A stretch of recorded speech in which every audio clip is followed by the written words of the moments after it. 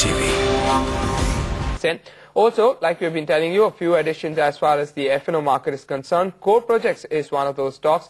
Of course, the U.S. education arm has gone ahead and bagged a contract worth $24 million as well, which is basically for a program for 375 schools in the U.S. So that's one of the news maker of the day. That's the clear-cut reactions coming on your screen. The stock is up 3.5%. We have the CEO, Mr. Shekhar Iyer, joining us now.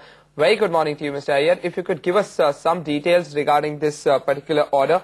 Most of the orders, in fact, come from US and UK now. So do you think that the global economy could actually go ahead and impact your business from here on? Absolutely. First of all, thank you very much for having me on your line. This is a very significant order for us, given the nature of the tough economic environment we are all operating in. It's also very encouraging to note that the education spend is getting more robust, not only in the U.S., but in other continents we operate, like UK, Africa, Middle East, and India. Now, this particular order is about $24 million over 5 years. We have been working with the LA Unified School District, where we're catering to about 375 schools, 700,000 kids, for the past 5 years. So this is a new renewal after a long tendering process, bidding process, for another 5 years. In addition to this, we also have about 95% renewal rate in most of our other state contracts we operate in Texas, Florida, Georgia, Michigan, Maine, and other places. So it's very encouraging to see the global changes happening and the biggest spends that are happening in education, especially in the U.S. with the Race to the Top program and other initiatives. So it's overall been a very encouraging year, given that we also have very exclusive growth prospects in mind. Okay, there has been a lot of headwinds that the currency has been facing, both the euro as well as the dollar. How do you see that going ahead and impacting your business from here on? Not very much, because we operate in different markets. In the U.S., our growth in the U.S. in dollar terms are also outgrowing whatever the currency fluctuations are. So in that sense, it is not affecting us too much. Okay. Also, if you could focus on your logistics business, it contributes roughly around 2.5% to your entire revenues. Is your company really looking at trying and focusing more on the logistics side? Education is a primary focus. Outside of education, we also do work in the IT space and commercial and logistics.